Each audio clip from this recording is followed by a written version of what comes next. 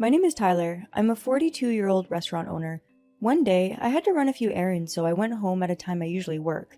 There, I found my 40-year-old wife, Megan, in the middle of an affair with a young man in his 20s. You asshole! What are you doing dressed like that?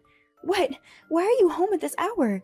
The grand master of the wholesale store that I've been patronizing for a long time passed away. I rushed home to get my suit. Don't play with me, damn it. I came here because you said it was okay. Shut up. You're a man. Don't put the blame on a woman. I asked for his driver's license. The guy did not hesitate to pass it over. His name is Kevin, apparently. I thought to myself, he doesn't seem like a heartless guy. I wrote down the address on the card in my notebook and handed it back to him. It looks like you're sorry for what you've done, but you know you can't get off scot-free, right? You want me to take responsibility for having an affair with your wife? That's right. Do you live alone, or do you live with your family? Well, are you going to call my home, by any chance? I don't think we have a choice. Or do we both lawyer up and take each other to court? Please don't do that! I just got married 6 months ago! So that means your wife is at home. Well, I'm sorry to hear that, but that doesn't mean I'm going to let you get away with this. No, please! You have the right to destroy someone else's family? This is not a conversation I want to have. Let's talk to Megan first. Megan, I'm going to report this to your parents. Why? The affair is between us. It's none of their business. That's not how it works. Marriage is not only between individuals, it's between families. When Riley was born, we told them about it. It's the same.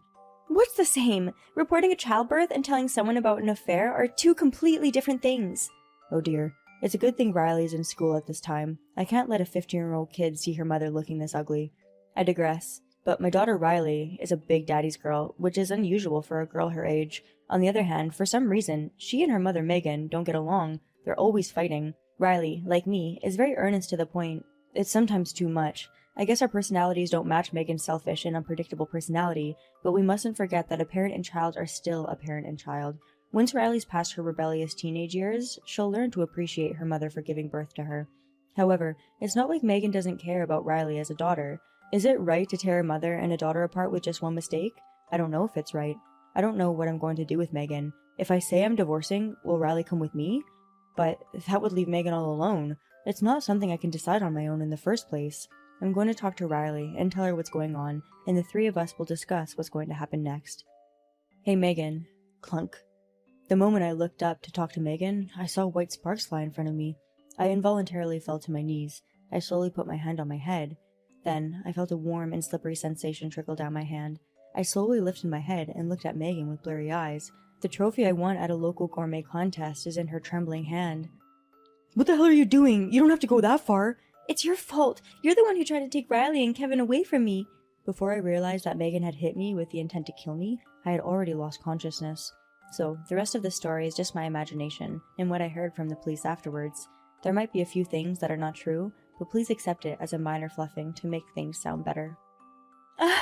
What have I done? What are you saying?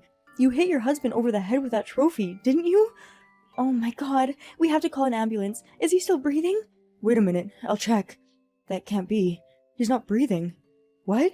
In his heart? Well, so does that mean he's dead? I had nothing to do with that. You're the one who killed your husband. What are you talking about? You're an accomplice too. I've got nothing to do with this. I didn't do anything. But I'm certain you were having an affair with me here.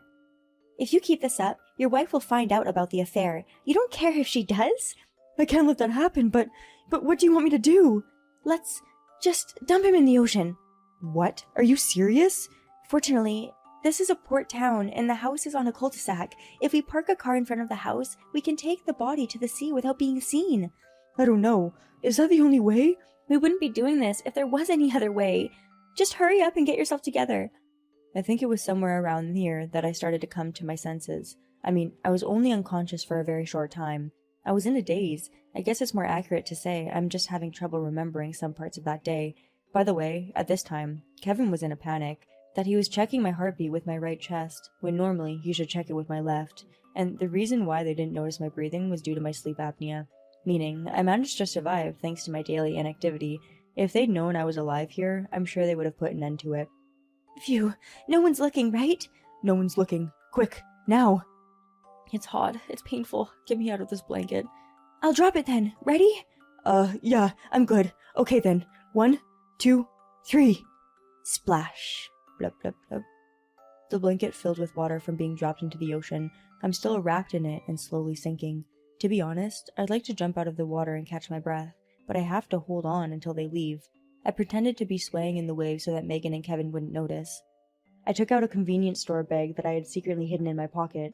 I hooked the bag onto my finger so that air would enter the bag. I sank into the water, checking them with my dim eyes without panicking or making a fuss, and when I sank to a certain degree, I put my mouth to the bag and breathed. If I had sunk any slower, I would have suffocated and died. Megan and Kevin checked that I had sunk and walked away, leaving only their shadows behind. I aimed for the blind spots by following the rocks on the bottom of the sea so that my body would not float up, and I surfaced slowly, not making a sound. I crawled out of the sea and rushed to my store, and while the employees looked at me with bewilderment, I changed into a waiter's uniform. After that, I couldn't go back to my house to get my car, so I borrowed a bicycle from one of the employees and rode to the junior high school where my daughter, Riley, goes to. I waited for her to come out of the school gate after her class, and that night, the time was exactly 2 a.m., the witching hour, as they say in the old days. I tried my best to calm Riley, who was suspicious that I was not coming home. Megan spent a sleepless night alone in her bedroom.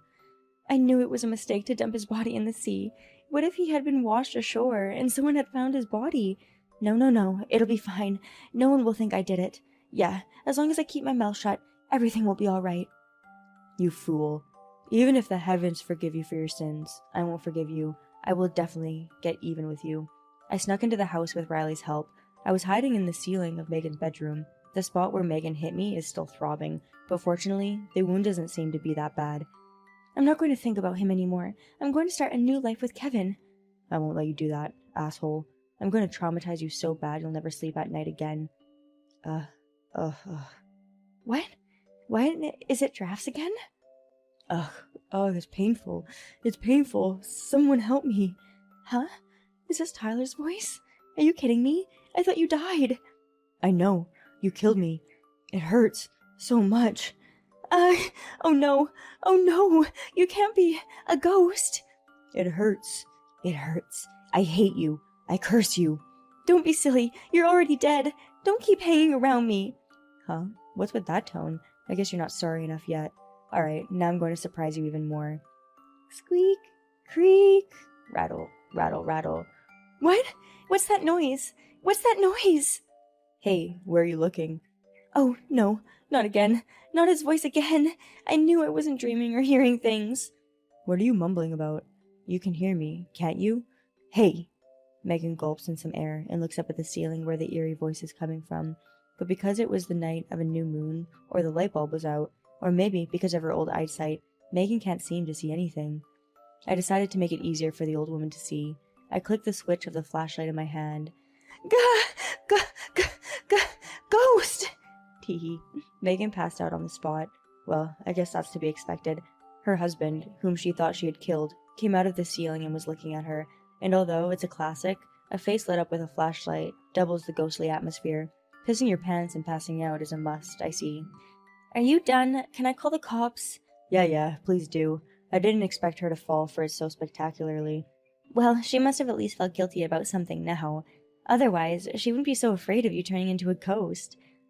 I hope that's how it works.